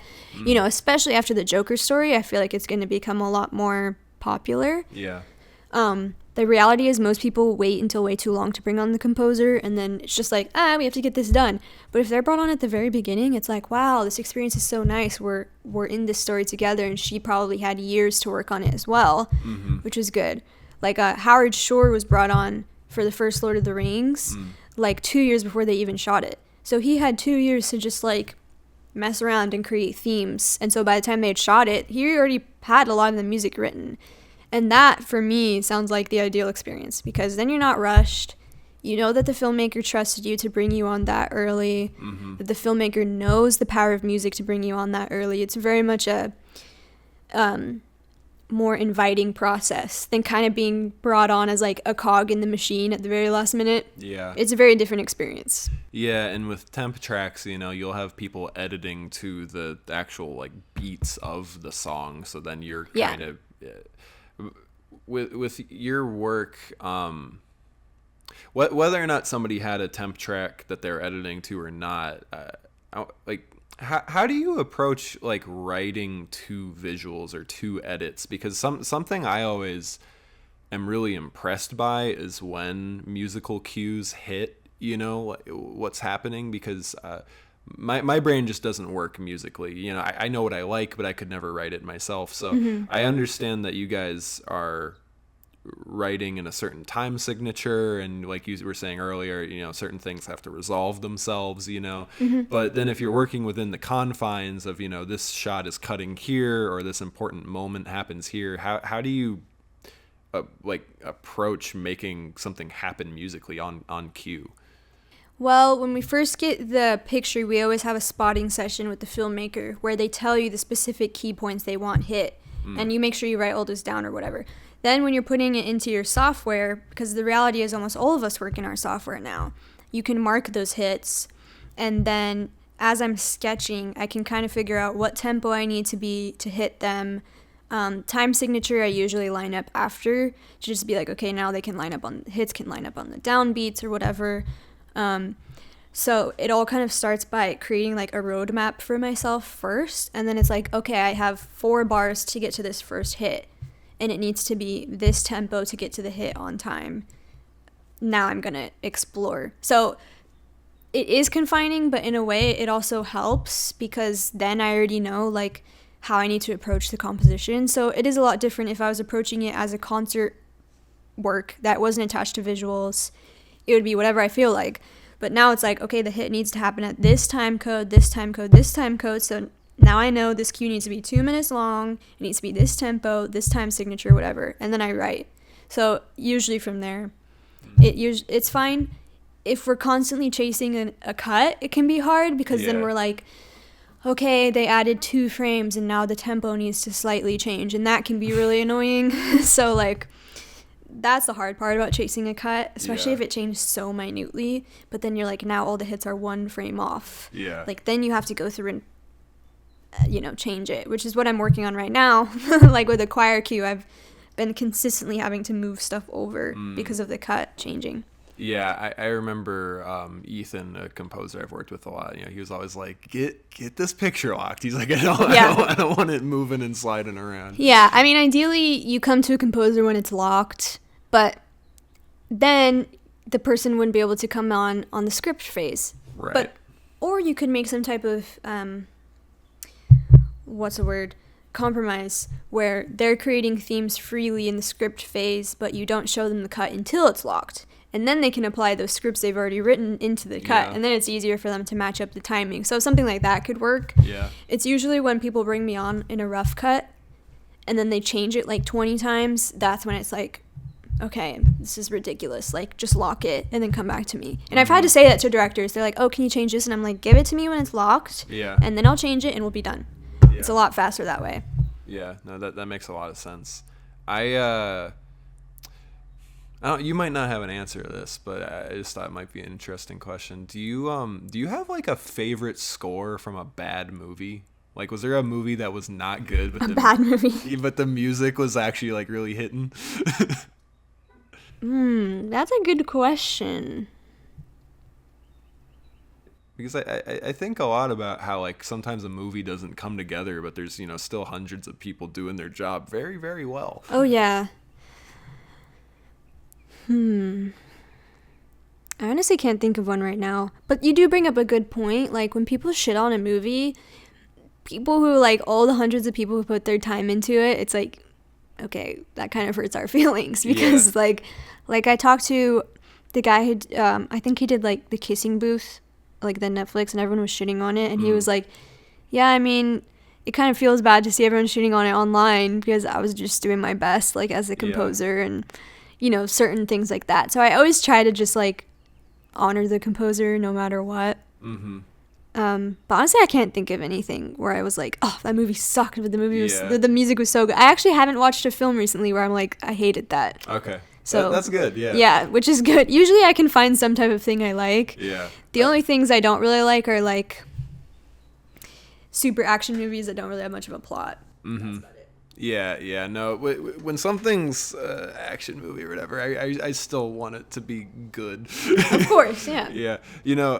See, one thing is, like, Transformers movies, I haven't seen all of them by any means, but I've seen some, and I always find them just be, like, incredibly boring. But then I saw Fast and the Furious, and I had the best time. And I think a big difference there to me is, like, Fast and the Furious feels, like, really self-aware, and it knows it's stupid to the point that it's almost like satire of itself now. But yeah, I feel like we do unfortunately manufacture a lot of just kind of movies that aren't doing a whole lot.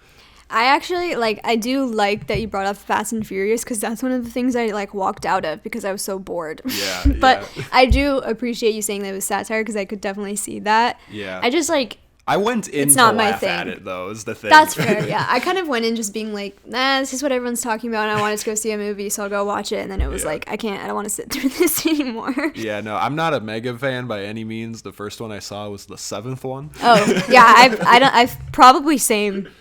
Yeah, I have maybe seen 2. Well, see, like, this most recent one, they launch a car into space. Yeah, I saw that, and after they went into space, I was like, okay, that's done now. Yeah. I wanted to ask, how have you done composing for comedy films much? A few, yeah. I find that comedy movies can be tricky with music because, like, I think a lot of American directors, they don't fully embrace, like, the filmmaking aspect of making a comedy film, and a lot of them, like, I really like Judd Apatow and Adam McKay, but they definitely in the past have leaned on, like, strong improvisers like Will Ferrell and Steve Carell, so they'll shoot very broadly and not necessarily make their movie cinematic, where somebody like Edgar Wright, with Shaun of the Dead and Scott Pilgrim, there's so much filmmaking control for a film, a comedy film. And with comedy music, I feel like, especially with, like, sitcoms and stuff, it can be so campy. Yeah, where people are, like, sneaking around. Like the Seinfeld, yeah, that's, I think for, like, during those times that those are being made, the composer's job was to, like, basically, I don't want to say make fun of what's happening on screen, but, like, accentuate it. But I think that that's just so cheesy. And so when I work on comedy, I'm like, I want to treat this as seriously as I would treat a dramatic film. Yeah. It needs to stand up on its own instead of hitting the comedic hits. Like, let's not be obvious here, you know? I think that's why it becomes so campy, because it's way too obvious. Yeah. Versus, like, big cinematic, like, scores, but it's, like, a really funny movie. Those are, like I just watched Blades of Glory recently. Yeah. And I thought that was so funny because the score wasn't, like, being campy about it. It was just, like, a huge, like, orchestral, like, cinematic thing, and then these two dudes, like, ice skating. Like, that's, like, what I think comedy scores need to be like. Yeah, that movie's underrated. It's so underrated. It was so funny. I was dying laughing. The Iron Lotus. Yeah. Yeah, no, I agree. Something Key and Peele said in an interview somewhere back when they were doing that show is how the interviewer had remarked how Key and Peele sketches are filmed very cinematically. And they were saying how they felt like it would be more funny and more immersive if they directed comedy sketches as if it was, like, the best 5 minutes out of a movie that doesn't exist. So, you know, if they were doing a sketch where, like, you know, they're being held captive by, like, a Saw type villain, you know, they would shoot it and produce it as if they were making a horror movie and taking it really seriously. Yeah. And I know you kind of stopped yourself earlier from saying that the music is making fun of what's on screen, but I honestly totally think that that's what the attitude was. Because it's kind of being like, as like these guys. Yeah, it's just like, whoa, you know, like that was the vibe. You know, people are sneaking around and there's like plucky strings, you know. Yeah, you know, we call it like Mickey Mousing when it's the music hits with all of the physical like motions, and it works for like a Mickey Mouse animation because it's for kids. But when it's like a Seinfeld episode or something, then it's like, okay, because you don't want to treat the audience like they're idiots. And in my opinion, scores that do that is like, okay, the audience needs help with the music to know that this is supposed to be funny. Just like stuff with the laugh track, I think is stupid. So it's like, treat the audience like they're humans who can decide that for themselves. Like, don't make the music try to make it funny for you. If it's not funny, it's not funny. That's a writing fault, you know? Yeah. So that's why I think comedy scores are so hard to get right. And that's why I think a lot of composers tend to stray away from wanting to do comedy, because it's hard. Yeah. You know what? One of my favorite instances of like a Judd Apatow movie with music is when he did This Is 40. He featured a lot of music from Fiona Apple. And I forget if she wrote original music for it, if it was just a very strategic use of her catalog. But the kind of reoccurring motif of using, you know, Fiona Apple piano, I thought worked really well. And I think he's somebody that's good at creating a good drama first and then making it funny next. So yeah, I totally agree that comedy music should be a little bit more immersive in a filmmaking way than just Mickey Mousing everything. That's a great way of putting it. Yeah, that's a term that we use, Mickey Mousing. Yeah. Like people who do composing for animation, it's like all Mickey Mousing, especially animation for kids. And that's actually like some of the hardest to do, because then you have like 2 million hit points to line up exactly with what's happening on screen. Yeah.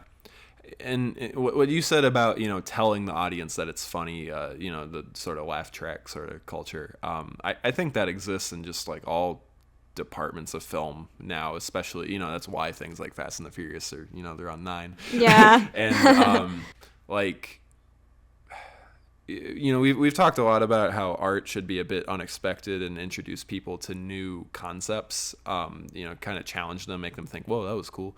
Has there been any sort of scoring lately where something was like totally unexpected and caught you off guard and it was exciting? Yeah, The White Lotus on HBO. Oh, what's that? Was an amazing score, because it was something I'd literally never heard of before. I'm not sure if you've seen it, but it's Cristobal Tapia de Vir. He's Chilean, I believe, and he uses traditional Chilean indigenous instruments and vocals, but it's like a dark comedy about a bunch of rich people who go to this Hawaiian resort and like treat the people there like absolute garbage, and it's like making fun of these people. The main theme song is so good. You have to listen to it after this. Yeah. But it created waves through the composer community, because we were like, wow, someone who's doing something completely fresh, completely new, completely him on a huge HBO show caught all of us off guard, because it's a sonic world that almost no one in the mainstream had been working with.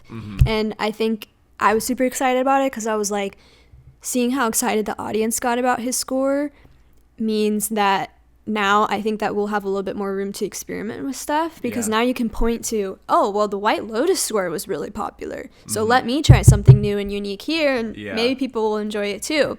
So I think like super fresh things that completely come from a whole new world. Like, he was coming not from a traditional Western composer mindset. He was coming from a South American indigenous mindset, and that I think was awesome. And that was supposed to be a comedy too, but he wasn't treating the audience like they were dumb.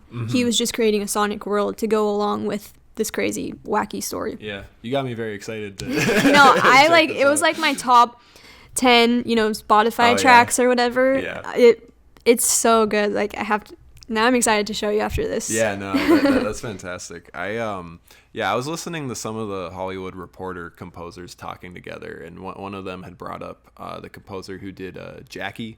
And they played an example of how like the strings were kind of rising in a very odd way, and it was making me think about how earlier you were when you conducted that symphony, how you were saying how like you know what instruments sound good together, and that's a big starting point.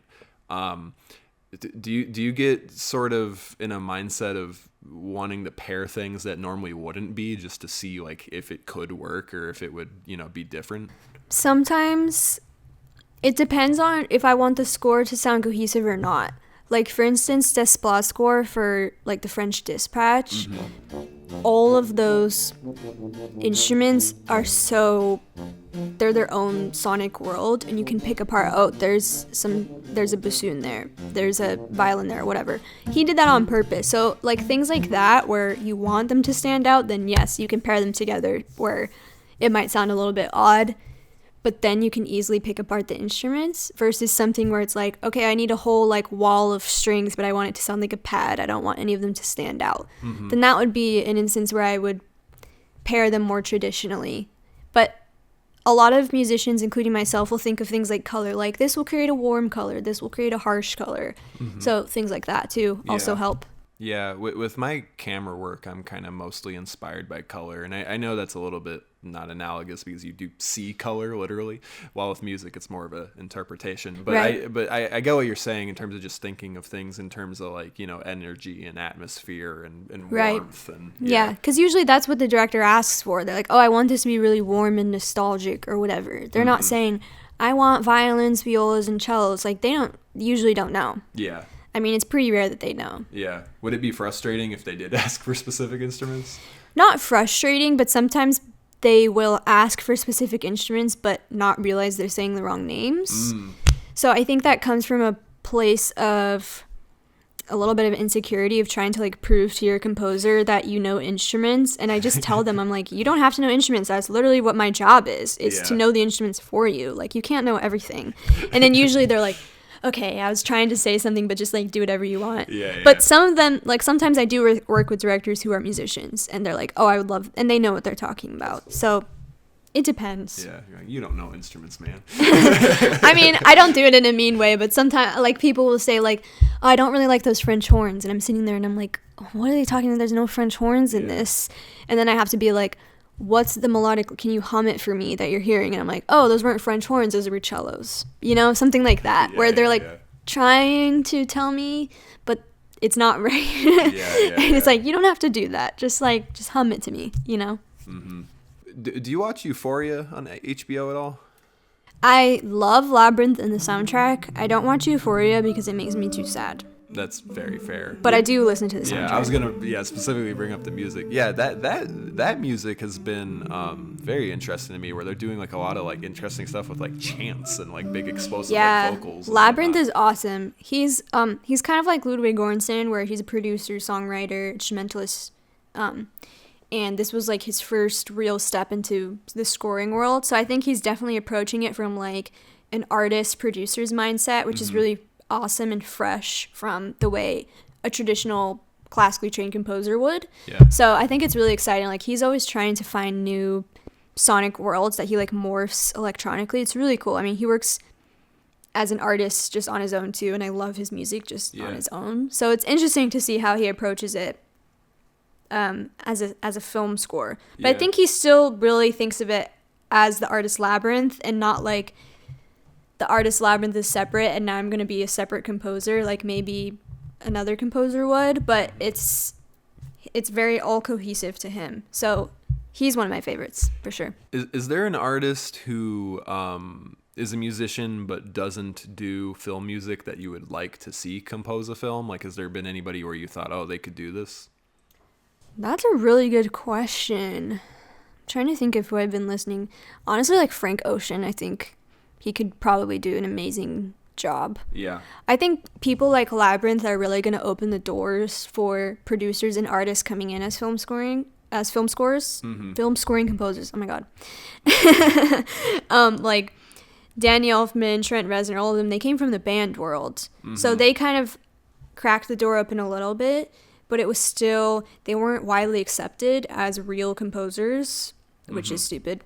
Yeah. But now you have like amazing producers like Labyrinth who are not trained as composers, but he does compose. Like that's his whole thing. So I think hopefully by seeing how popular Lab is, like, people will be more likely to hire artists like, for instance, Frank Ocean or, you know, someone else who might be interested in trying to jump into that world. Yeah. For me, the person that always sticks out the most is Tyler, the Creator, because he, you know, with when he put out Igor, on the front of the album, it says, like, all songs written, recorded, composed, mixed, and you know, like, he put the whole thing. And I remember in an interview, he was saying, like, that's been true of every album I've ever done, and there's only, like, 2 songs of exception, you know? He's like, I've always done everything, and when I do my music videos, I'm there for all the color grading sessions. He's like, my fingers are deep, you know, in the stuff I'm making. And recently he composed music for a short film on HBO that Gerard Carmichael did, where it's just kind of him playing around on piano that I really loved, and I wish I could stream it. And then he also did music for, I don't know if it was Louis Vuitton or Chanel or somebody, but he did all the music for this runway show, I believe. Yeah, I saw that. I followed one of the violinists who was performing in that. So that's really cool. Yeah, I think that he could easily make that jump. I mean, he basically already has. Yeah, it's exciting to me because I'm pretty sure he intends on directing full-on films in the future with how much filmmaking he already does through his music. And to me, it would be crazy to think that there could be somebody hypothetically nominated for best director and best composer, you know, if he did his own that'd film. Be really sick. It's kind of like John Carpenter, like, he directs and does the music. Oh, really? I had no idea. That's crazy. Yeah, the thing is incredible. Yeah, I mean, he's so funny too. Like, he's like, I'm retired now, don't ask me to do any more music. And we're like, okay.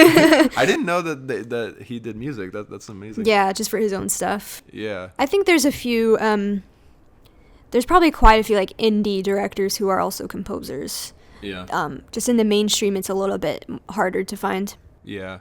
And you know, with just contemporary artists who don't do film stuff as much, I know the artist Blood Orange did the music for We Are Who We Are, which was an HBO show that Luca Guadagnino did, the director of Call Me By Your Name, and really, really good. I have to watch that. I really like Blood Orange, like his work. If Euphoria makes you sad, this show will probably make you sad. Okay, good to know.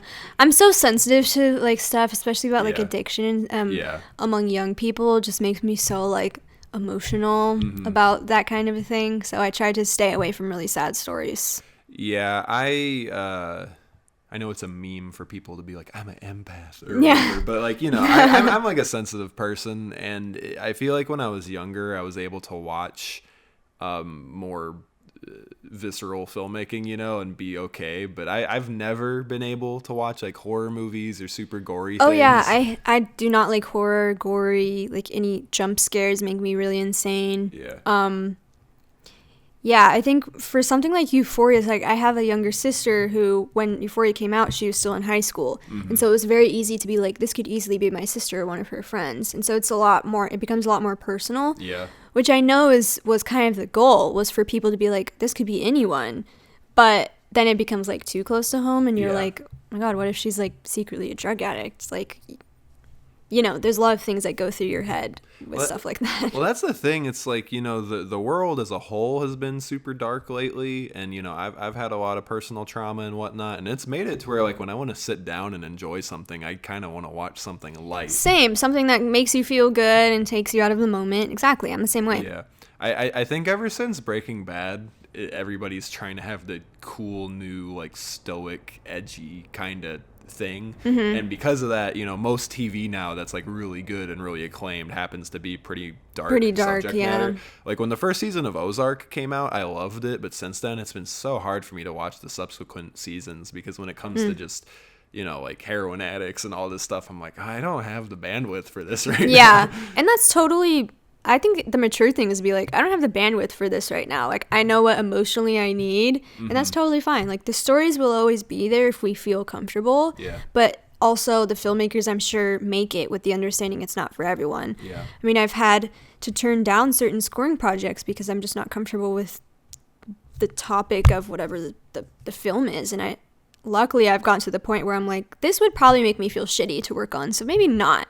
Yeah, I had a project recently where it was like the definition of something that was going to make me feel shitty, and I was going to have to do like motion graphics animation. So I would have been spending like very intimate time with like on almost like a frame by frame basis, and it wound up falling through. And there was part of me that was a little bit relieved because I was like, okay, cool, I don't got to think about. Yeah, it's hard. It's hard to say no. But honestly, I feel like people really respect it if you're just honest. You're like, look, this, like, I've had people who've come to me who, like, their entire short was about a woman getting sexually assaulted. And I just had to be like, look, I appreciate you coming to me, but this is too triggering for me to work on and get deep into. And I just have to be honest. Yeah. And they totally get it. So sometimes you just have to be honest and be like, look, this makes me too emotional.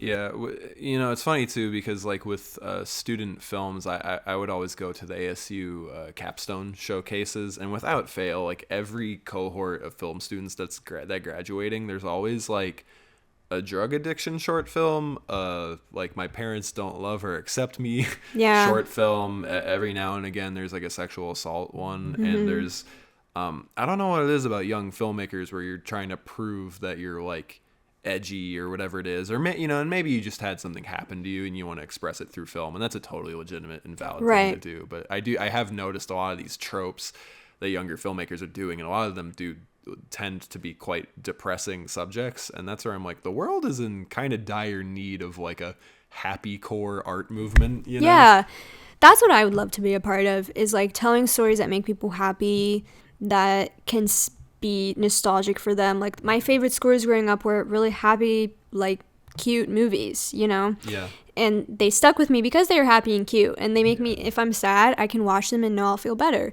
Like so what? Like Stardust is one of my favorites, like fantasy movie, Harry Potter, any of the Harry Potters, so good, especially the ones where they're really little. Amelie, the French movie, I think is just like so, it's just so lovely because it's like a little cute story, really playful. Any like Wes Anderson thing makes me happy because it's like, look at all these pretty colors and how he's doing the framing, and I can enjoy this little cute story and not think about the state of the world for one moment. Those are the type of stories I'd love to help create. I mean, it's important to tell stories that mean things to people, but I would never want to do so at the expense of my own mental health. Is there musically any is there like a big goal or a thing you've wanted to try? Like I know making it to being a major prolific person that's doing big Oscar movies. Yeah, that's what everybody wants. But in terms of just like experimentation or expression, like has there been I'm sure working with that symphony was super exciting. So is there anything on your mind you're like, oh, I just want to do this? Yeah, I'd love to work with an orchestra regularly like that. I would love to try like cool chamber music stuff, like how Nicholas Bertel did with Moonlight, and even a little bit of Don't Look Up, although that was more like jazzy big band stuff. I think just trying new things that make me excited, and really what makes me excited is working with live musicians, whether it's one person or 45-piece orchestra. I guess it's not necessarily any specific type of genre, but because I'm a string player, of course, anything with strings I would love to do. Yeah. Horror movies these days, it's like so dictated by strings, all the pluckiness and all that. Yeah, I mean, strings are so versatile. You can make so many different types of sound with one instrument. Yeah. Yeah, and then outside of that, with your non-film music, just kind of your solo work, I really enjoyed the EP you did. I know it was commissioned by the city. Do you have any specific aspirations or things you're working on there? Not at the moment, although I was just approached with the possibility of doing some sort of like album as my own artist, which kind of got the gears turning a little bit, because I do think it's nice to have your own outlet as an artist where no one's really giving you revisions and it's just you. I think it's good for the spirit. So I'd love to do that in the future. I also produce artists as well. I have one coming to the studio later today where it's kind of like a big band burlesque pop track. So it's like, those are really nice experiences because I'm able just to completely separate the film scoring mind and just be like a producer artist mind. So I definitely want to make sure I continue fostering that. It's hard because I'm really focused on building my career as a film composer. So I definitely need to focus on that, but I don't want to lose sight of what it means to be like my own artist and make things just for me. Yeah. Does I know you do a lot of social media sort of stuff and like TikToks of you doing setups or working on beats. Is that kind of like a loophole where you have an excuse to go? Yeah, I'll make little like 30-second things just for me. Sometimes if I'm having like a hard time writing and I'm in a rut, I'll make one of those because it's half like, oh, I'll have something to post, and half, oh, I can work on something just for me. Yeah. So it's kind of like little isolated moments of just for me. Yeah. So you're right. Those are kind of an excuse just to do my own thing. Yeah, you're like, I can go work on a MIDI if I film it. Right, exactly. Yeah. There have been times where I needed encouragement to like clean up like this space, for instance, get it all set up for this. And I'm like, oh, I'll film a time lapse and tell myself that I'll do something with it. There you go. And then suddenly I'm like, I'm on camera. I'm more motivated to do this. Yeah. I think having little goals and side things is so important as an artist, because if you really are like disciplined in one thing, you can get burnt out so easily. Oh yeah. Do you have like a main like other hobby or passion outside of music? That's such a hard thing to ask a musician. Yeah. I really loved soccer playing. Oh my God, I can't speak.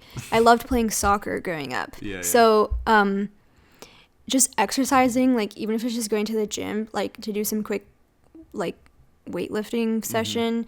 I wouldn't necessarily say it's a hobby, but it's like a nice thing to get my body and mind out of the studio for a bit. Besides that, I like being with friends, being with my boyfriend, like just like normal human things actually really help me from burning out. Yeah.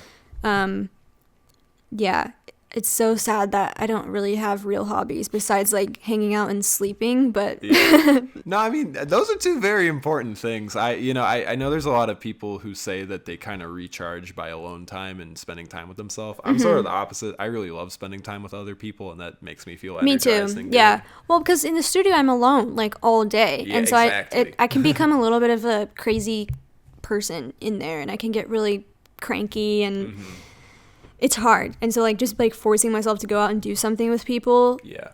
But sometimes even alone time in another room, like watching a movie and just vegging out or reading a book or taking a nap. Like just little things like that also really help me recharge. Yeah. It's like, oh yeah, I have to be a person too, Yeah, totally. I've tried to set it up to where like my room is how I like it, so it can be a very specific other space, because like you're in the studio, I'm always editing at a computer. And even though, I really love directing and creative directing or even shooting more than I love being at a desk per se, it's like whether or not I'm in pre-production or post-production, so much of my time is weighted by just being at a desk, trying to make something happen, and escaping from that is so important. Same. Yeah. Yeah. I'm saving up for a standing desk, so at least I can stand up while I'm doing it. I got mine, and it's yeah, there's like a specific one that's for composers. Oh, okay. It's like oddly expensive for no reason, but it's like that's the dream. I got mine from a Uplift desk. If they want to give me money, I'd love that. And what's nice about them is they have like a 10-year warranty. So I feel like in 10 years, I'll just get another one. And so when I bought, it was a little expensive, but I'm like, okay, I could get like 20 years out of this. Yeah. And honestly, like standing desks and things like that, it's so good for your health. And health is really important to me, making sure I'm not like dying early. Yeah. That would be sad. That would be sad. Yeah. Yeah, I think moving your body and just I sort of work by a window, which is nice because I can kind of, when the sun's setting, be like, okay, I'm gonna do a walk around the neighborhood because I've just been sitting here for hours and hours and hours. Same. I have a window. I prefer to work during the day because at night it's like, okay, there's no more natural light. My body wants to sleep.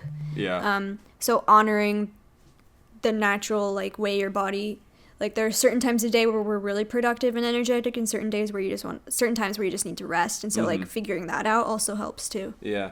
And here we can wrap up in a sec. I guess as a sort of final question, do you have any advice for people starting off in music or composing specifically? I know obviously you went to school for it, and with a lot of art programs, a lot of them are flawed, and then you got to bring yourself into it. Definitely.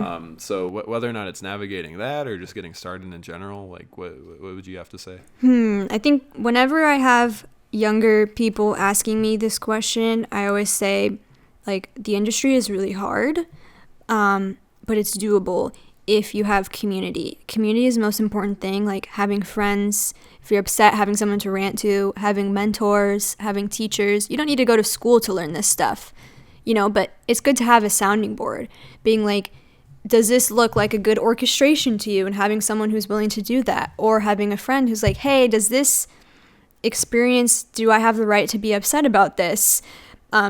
People who can show you what they're doing business-wise can also motivate you to be a stronger business person.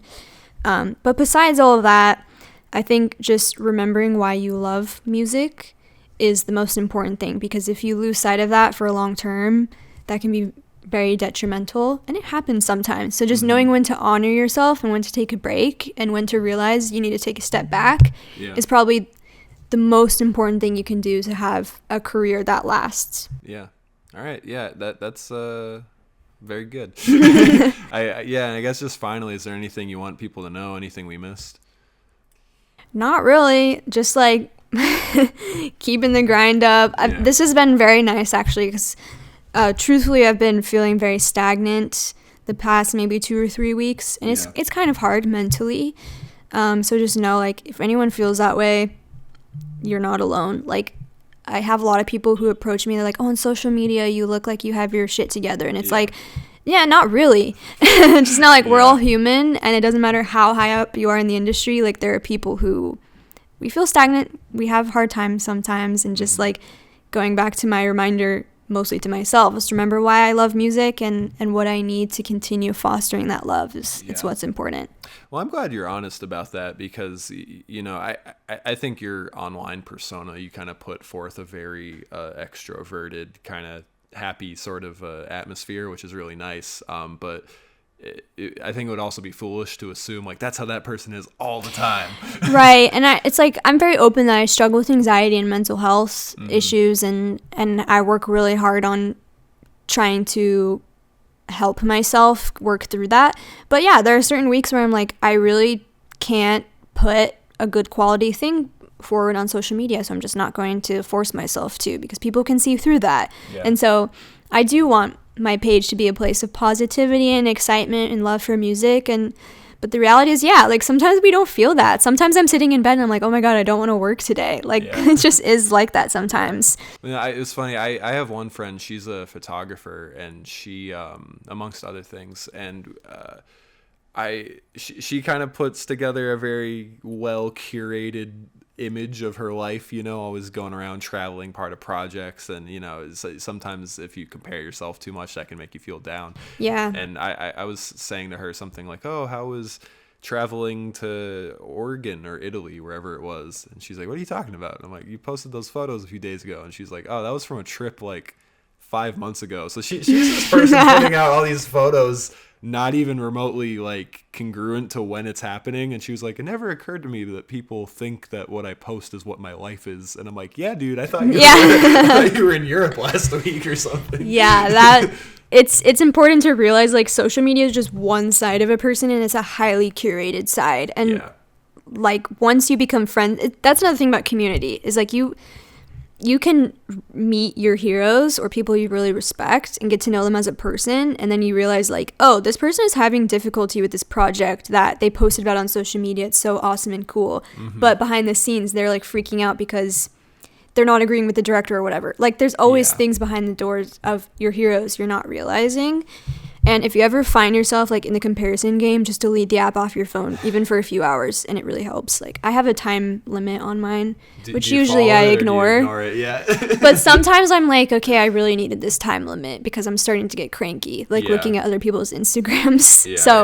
It's, you just have to honor how you're feeling in the moment. Yeah, the last few years I've gone an entire month, like once a year, with just nothing completely, and 1 year I had my brother sort of run it for me because I had a video to put out, so I just gave him the assets to post for me. And like, after, at first you're kind of fighting this urge to share everything you're doing or be kind of distracted, but once you get into a space where you're not looking at that sort of stuff at all, you just become so much more comfortable with yourself and your surroundings and your life. And I think it really is important to be able to sort of process your anxiety or even happiness and realize, why you're feeling what you do. Yeah, totally. As an artist who I find to be generally sensitive and also kind of worried about the stability of their career, and they're looking at other people to kind of decide if they're doing well or not. It's like, it's so detrimental, It really is. And also, like, with any type of artistic career, everyone is on a different path. It's so crazy how everyone comes at it from a different place, is going a different direction, is working for different people. Like, you just have to remember, like, no one is on the same path that you are in this creative field, and they're probably looking at you thinking, wow, I wish I was successful as that person, and you're looking at them thinking the same thing. But you can't compare the two, because we have different upbringings, we have different life experiences, different goals, whatever. But yeah, it's cool that you're able to take space from that. I think I if I try that now, it'd be really hard, but probably would be necessary. It definitely is hard initially, but if you just create it as a hard, fast rule that you can't break, and you find yourself dedicated enough to just do it, I find it has resounding benefits for sure. Yeah, I agree. And also, even just keeping my phone out of my studio while I'm working even helps a lot. Yeah. I'm so bad about that. I've had times where I'll go to bed with my phone in a different room and stuff like that. And then there's other times where I'm so anxious. I'm like, what if something bad happens and I need to be totally able to, Yeah, I get that way too. That's a nice thing about if I'm using a Mac. If someone needs to get a hold of me, if they're calling me, it'll notify me. But stuff mostly it's just so I avoid just going and reaching for Instagram or Twitter or whatever, instead of focusing on what I need to focus on that day. Yeah, absolutely.